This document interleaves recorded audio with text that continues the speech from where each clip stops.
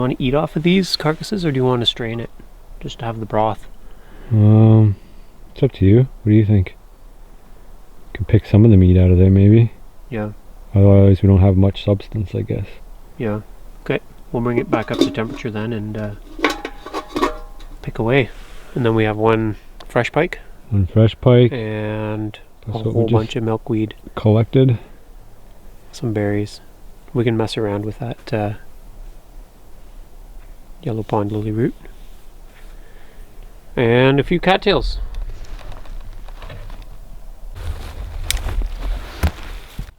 Throughout this challenge, Jeremy didn't suffer nearly as much as me. That was clear from the beginning. My body fat going into the challenge was an athletic 12 to 13%. In other words, my body had a very low tolerance for starvation. Earlier in the year, I was a full 10 pounds heavier after bulking up. I then participated in an intermittent fasting challenge where I would go without food for 16 hours per day, cut out a full meal, and also all snacks for a daily deficit of about 1,000 to 1,500 calories per day. This was documented earlier as a fasting challenge. My main goal was to monitor how I would react to being in a state of starvation. As I understood, finding food in this sort of challenge would be difficult, so it was important to know if I could still function and concentrate on various daily tasks while not being at my peak. This explains why I was so close to my lean mass weight at the beginning of this challenge. Otherwise, I would have entered with more of a fat buffer. I also figured that it would be easier to maintain my body weight if I came in lean, rather than bulky, since my body, in theory, should have an easier time holding on to the last bit of fat. We didn't measure Jeremy's body fat, but it's safe to say that his ratio was much higher than mine. This would protect him from famine. While I felt hungry early on, Jeremy, as he continued to lose weight, did not feel much discomfort, even to the point that he scarcely realized that he was losing weight at all. I imagine that his starvation point would come eventually, perhaps when his body fat neared single digits, as did mine. We see body fat in a modern society as a sign of failure, but in ancient times, it was a sign of success. Body fat is the way the body protects against lean times.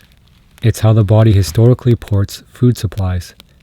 Today we can store our excess food in a chest freezer, but historically this wasn't possible. Packing on a few inches of fat around our abdomen and a thin layer around our entire body was nature's way to ensure we didn't die the instant we ran out of food. So a high body fat that is generally seen today as gluttony and frowned upon is actually a highly adaptive response. Fat also grows and shrinks in direct response to a caloric surplus and deficit, respectively.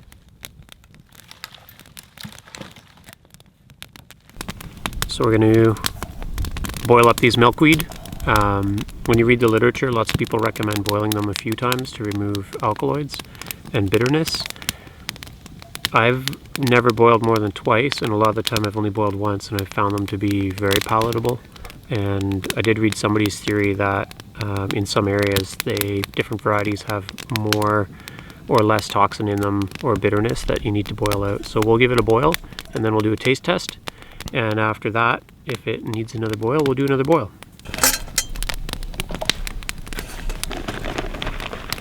It's a lot of vegetables.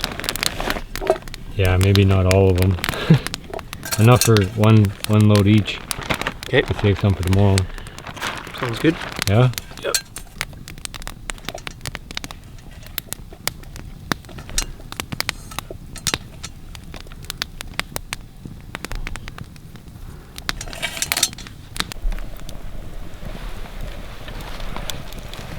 Those white bits there.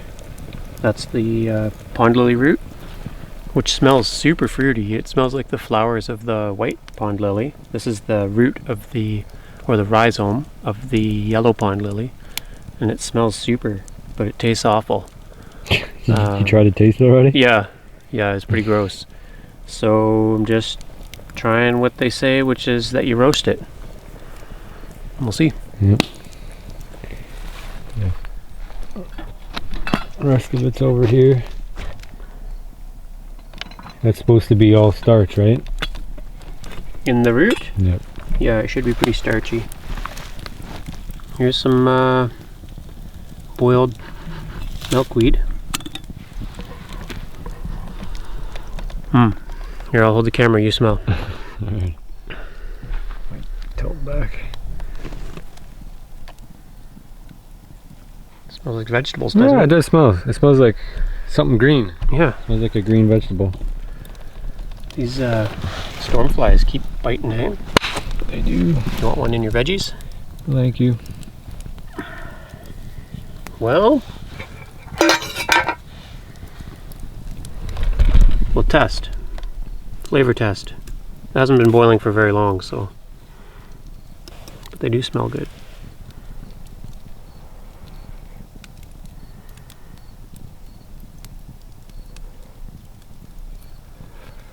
Gonna be hot on the inside.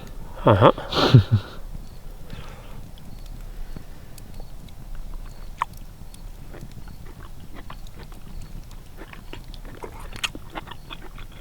You look really haggard on film. Do I? Yeah, Like I've had a long day. you like you've had a long day. Like This- you've had too much sun. This is so good. You want your dirty old pike spoon in there? Well, I'm too lazy to clean it, so We did get a lot of sun today. We walked a lot of miles, canoed a lot of miles. We even walked a lot of kilometers. Even more kilometers than miles. yeah. You're gonna like this. 100% guarantee. Alright. How hot is it? It's pretty hot. The juice inside is hot.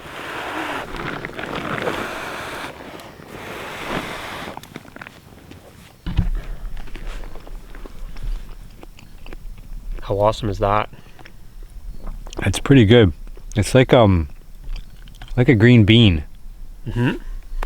It's got a little bit of It's got that sweetness. it's got a green bean sweetness, but it's got a little bit of bitterness also, like near the end. It's not overwhelming. No. Actually, I still see a little bit of latex kicking around on some of these, so maybe we'll just boil a few more minutes and give it another try. Yeah. They're tasty though, eh? Yeah. I'd eat that again. This is actually the fruits of our labor. Legitimately. Mm-hmm. There was a bit of labor. More labor than fruit. Yeah. Well.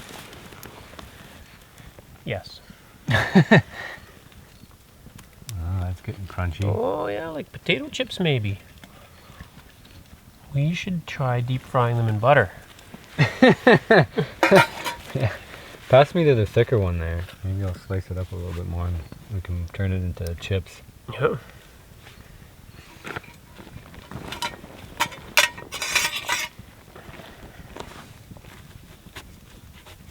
Well, I wonder if you can dry them out first and then cook them or roast them after they've dried. Like drying might remove the acridity. You should try taste a little corner of one just to see like its starting point. Yeah. You know where to feel the burn, do you?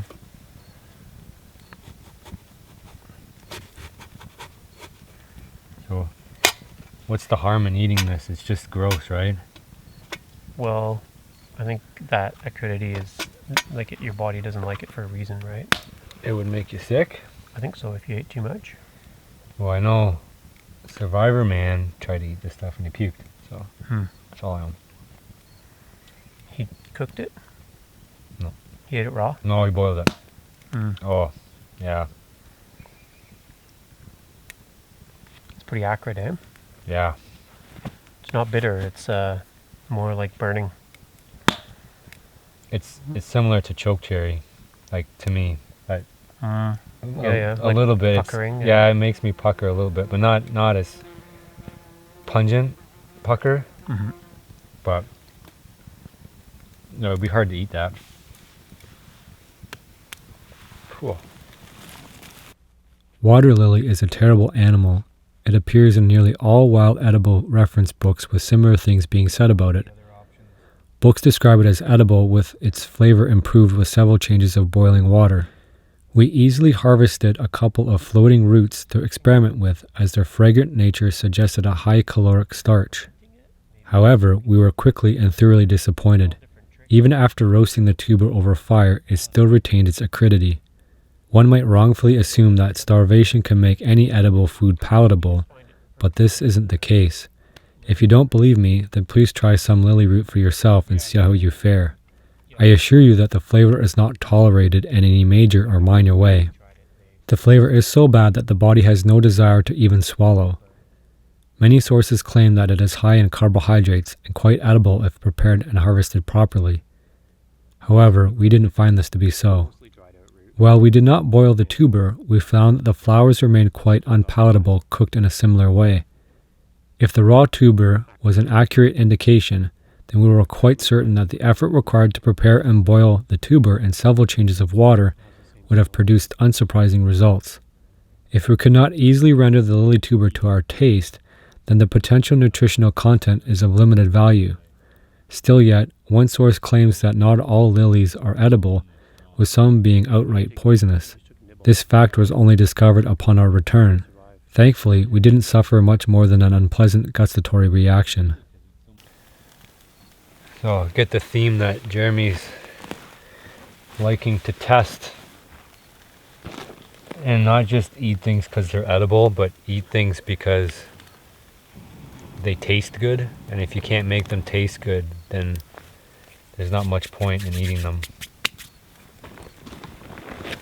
Because when I first started going out, and when we went out one time, try to get all the wild edibles we possibly could and then make a stew out of it, and then Jared's asked if I wanted it to taste good, and I never really considered whether wild edibles would actually taste good. You just throw them all together and then you get your calories and nutrients, right? Mm-hmm.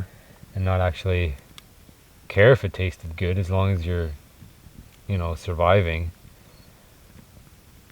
But it's a pretty valid point. I mean, if you can't get the food down because it tastes awful, then it doesn't really matter if you have it or not. So it's the same kind of theme with that. Like, that's a pretty big tuber. You'd think that's like a pile of potatoes, mm-hmm. Right? It's a pretty significant piece. Oh, and you can find them bigger than that, right? And we saw them bigger than that. Yeah, and these were basically some animal pulled these up. I mean, that's the size of what, three good sized potatoes, and that's all starch. So you think, oh, you're set for starches because you have pond lily.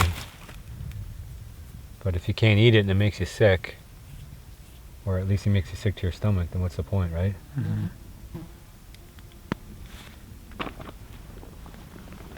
I think Sam Sayer talks about that, right? What calories are available to your body? Because while it might be there, can you digest it? Can you eat huge volumes of it? Yeah. Without it making you sick? Well, and sometimes you have choices, right? Like, right. The other day we were standing by a chokecherry tree in a blueberry patch, and we were able to pick 32 pounds of chokecherries in 1 hour between Delphine and I. And then in the next hour, I picked probably this many blueberries. Yeah. But, like, that's going to fill you, right? And it's going to be so much more satisfying than trying to chew down on however many chokecherries you need for a full day's supply. And spit out all the seeds, and, like, you can wolf down that many blueberries in about an hour of picking and 5 minutes of eating. Yeah, and then you feel good after you've eaten the blueberries, yeah. Whereas after eating the chokecherries, you don't feel horrible, but it doesn't feel like it's... No. It's not fun. It's not a fun experience. But chokecherries can be converted into something that's edible, but it takes more processing than a berry, a blueberry, or a raspberry, or a strawberry. Yep. So on the boat, I asked Jeremy if he learned anything new on this trip as far as wild edibles. He had a pretty good answer, so I thought we should record it. What was my answer? You forget, eh? I think you said that some of the things that you tried that you hadn't tried before. Yeah. And because you're hungry and you know you need to put a meal together, right? Or we don't need to. We can eat our rice, but you do try stuff that you might not normally try, right? Yeah. Even picking up that root initially out of the water was really smelly, because it was swampy there. But now I've gone further than I have before. Like before, I just was curious, and now we've sliced them up. It smells delicious. It smells as good as a pineapple. It doesn't smell like pineapple, but I really like the smell of it. The flower smells great too, but it didn't taste all that great. Yeah, and that's what we talked about when we said, "Oh, I smell some fruit." Yeah, and we both thought it was ridiculous. It probably was this stuff. Yeah, I mean, it smells like very floral. Yeah, it smells amazing, actually. Yeah. Can't really describe it as anything I know. Like, it smells berry-like, fruit-like. But again, when we eat it, it's not something you can. I mean, if it tasted like that and you ate it, and you didn't have all that bitterness associated with it, it'd be fine.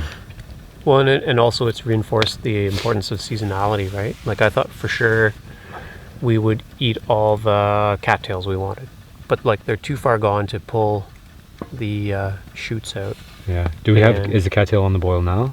Or is they're just sitting in this bowl over here. Want to grab them? Yeah. I'll show them. Like they're woody. Like once it's like you can hear that probably. Yeah. It's not like when we picked these on our Puddle Lake expedition. You could literally eat that straight out of the water. Yeah. And now it's cellulose. Yeah. Right. It's a tree. It's turning into a tree. Yeah. And I don't know. Maybe we'll try to break these down a little bit, and some of them aren't too bad. But the energy right now is into probably the seed pod, right? The flower head, and it's gonna get. Yeah, or now even going into the rhizomes. Back down into the root system. But learning about wild edibles, especially those types of plants, you learn that the energy starts off down below in the winter, stores it down below, just like any annual flower. Yep. And then it grows up from there. It's sending the energy from the bulb up, and then you can catch it at the right time in the stalk. And then if it goes too long, you can't get it in the stalk anymore. It's upstairs in the flower, and then the plant puts all its energy in the flower, and at the end, it's got to save it, so it sends it back down into the root and stores that for the winter. So you have to understand where the energy is as far as the plant goes. Yeah, and sometimes that energy is sugar, and sometimes it's starch, because for it to transport all the energy up the stalk, it's got to first convert the starch into sugars so it can be transported up the phloem, right? Because starch is a huge molecule. Yeah. It's great for storage, but it doesn't transport. So if you time that right, then you get sweeter or starchier roots. You want to give that a second taste test? And as far as berries go, I mean, we're not finding any berries around here. It's been a pretty dry year. We found raspberries and one blueberry. Yeah. And one there's actually a couple blueberries probably outside my tent right now, but on the first day I didn't bother to pick them. Now I probably would like to eat them. Yeah, and in a good year, like there's lots of blueberry plants here, right? So maybe in a different year we'd come here at the same time and pick a quart or... Yeah, another animal might have picked this area over, right? The squirrel, I don't know if the squirrel would eat them, but might. Apparently martins in blueberry season, up to 90% of their diet is blueberries. Yeah. They just like totally switch from carnivore to blueberry eating. Huh. It's interesting, eh? Yeah. And it's, it just reinforces you got to chase whatever's in season. Right now, that's kind of milkweeds in the pod stage. Yep. Pike. choke cherries and pin cherries if you're in a space where they're at. You know, I'm not sure what else we saw. Wild raisin, but they were not ripe yet. No, but not here. I saw some. Did you see some Yeah. here? Okay. Yeah. Yeah, I didn't notice them. Maybe I did. I didn't. Back on the rail. Yeah, behind the moose hunting station, there was some there Okay. too. Yeah, yeah. Bunchberries. There should be lots of bunchberries if we climb up on the around under the pine trees and look around. So Yeah, even the choke cherries. There could be choke cherries here, but there isn't. Like, this area doesn't have everything. It doesn't have everything that's in season. It doesn't have, like, you could have choke cherries, raspberries, blueberries, but it doesn't have them here. And we tried to use all the resources possible to get there. There's a 5 hours round trip probably by the end of it. Mhm. And that's a lot of effort. And we're still eating. We haven't cheated. Have you cheated? No. As far as food goes, so we haven't cheated yet. So Jeremy's still feeling fine. Are you hungry yet? No. no. Which is amazing. I've been hungry the entire time almost. So just goes to show different bodies and different body types. But yeah, I don't know. I didn't think it would be easy to do this. So it's been pretty realistic as far as I expected. And I think I challenged Jeremy quite a bit on wild edibles, and I think you thought it was possible, but maybe you needed the right circumstances to do it. Yeah. Whereas now you probably have a more realistic understanding of what it would take to come into this kind of setting and do it. I mean, if we would have knocked that moose over, we'd be laughing. Yeah. And we would have, because, you know, there was no laws, but there are laws, so we have to abide by them. But as far as, like, other people might challenge us on this and say, well, we should be hunting. What? There's nothing in season right now. Have you seen? I mean, okay, we probably could have shot a beaver 2. on the way out. 2 beavers. Probably 2, maybe Yeah. 3. A couple ducks. But they're not in season, right? So we can't. If we had the beaver, yeah, I guess we'd be doing pretty good by now. Oh yeah. Beaver would do us for the rest. And but that's all we've seen so far. So this is the roasted, mostly dried out root, and it's still got that acridity to it. I realized what it reminds me of, which is elderflowers. It has the same smell as elderflowers. I feel like I could eat it. Like, it's in my mouth now, but I feel like it's more tolerable, but it's still really extremely strong. Yeah, and you didn't take a big bite, you just took a nibble. Yeah. Like, you can't survive on nibbles of... I wish I could eat it because it's so much sugar and bulk, right? Mm. We're discovering what everybody else has discovered about it. You can't eat it. Nope. Could smell it up pretty good though. Smells great. But I don't know. Right, and some of those pieces are just getting to be carbon, which isn't any good to us. But maybe to try drying it out as an experiment. Air dry it. Try it here. Try air drying here. Yeah. But yeah, so if anybody out there knows how to prepare, what are we? Yeah, leave it. Whoop. Uh-oh, I lost a piece. Leave a comment. Leave a comment. Let us know if you can figure out how to do it.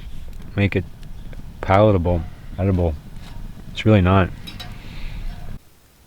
Just got our pickerel weed, which kind of get tossed aside, but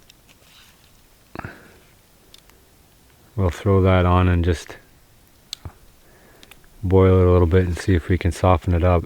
But it's pretty woody, so it might not work. Well, there's meat here, Is you getting a bit of meat off it? but it's all Y bones. Yeah.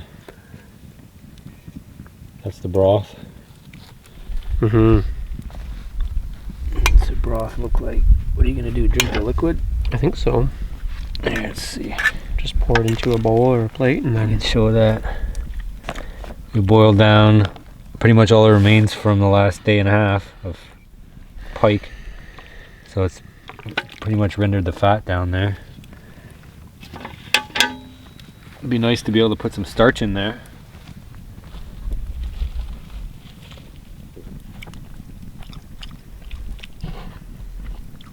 Yeah, I'm not that keen on picking out all the little Y bones, I don't think. Well, we got one little pike anyway. Yep.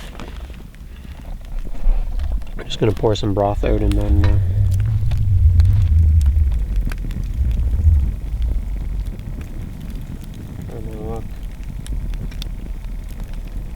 You could also do the broth with the new pike and make a soup. Mm-hmm. Be pretty rich soup. That'll taste a lot better than picking Y bones out. Mm-hmm. Let's do that. Let's get these eaten and out, and then pour the broth in here, and then throw some pike in it Sounds good. after it's cooked. Baked pike Yeah. and broth. And we use all that, get all that fat out there that we can use. The body will like that. Mm-hmm.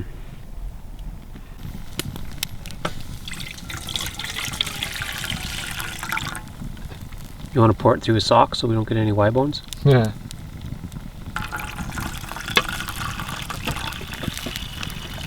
We're used to picking the Y bones out. Yeah.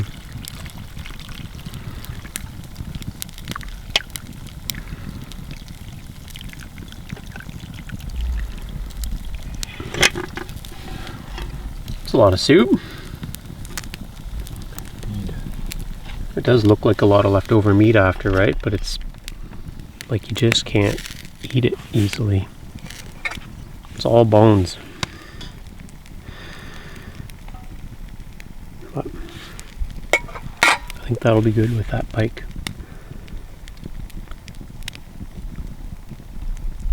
As we were essentially subsisting on lean pike, we made a concerted effort to mix things up with some pike broth produced by boiling our fish remains in water.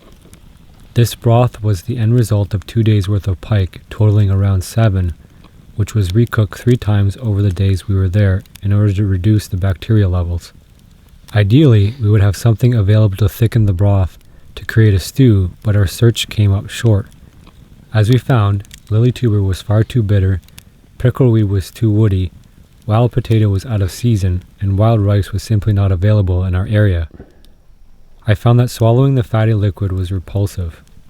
It made my stomach spin. As any wild eater will tell you, if you can't eat it in quantity, then it's probably not very good, nor is it very beneficial to your overall nutrition.